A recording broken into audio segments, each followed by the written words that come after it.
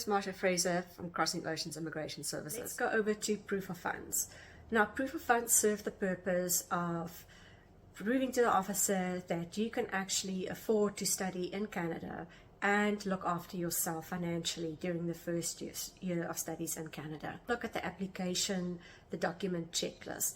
It says you only need to provide proof of funds for the first year of studies.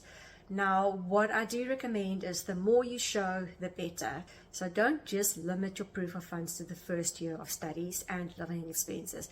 If you can show more, then please do that, because that actually strengthens your application.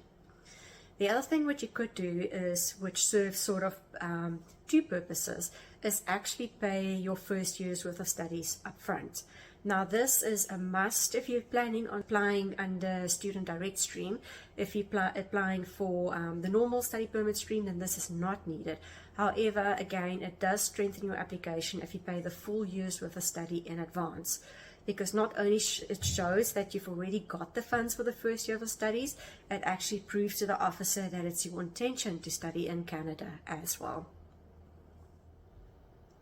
And if you have paid your tuition fees, whether it be the full year or a part of it, please include that receipt as well, because that actually forms part of your proof of fund. If you received a part scholarship or a grant from somewhere, include that in your application as well, even though if the grant hasn't been paid out yet. What I have done previously for an applicant is I've actually submitted proof that they have applied for the grant, that it was approved, and that it will only be paid out to the actual university once the study permit has been approved. Also, part of proof of funds, if you've got a family member paying for your tuition or stay in Canada, try and include some sort of proof of the family relationship or the friendship relationship with that, because the officer would want to see that.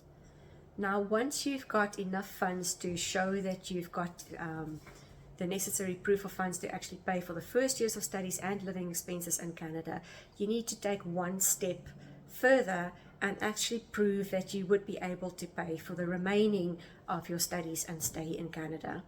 Now, again, like I said, if you're a 19-year-old, you don't have a lot of assets, but obviously if your parents are looking after you, then they can supply pay stubs from their current employment, for instance, just to show that they've got income coming in.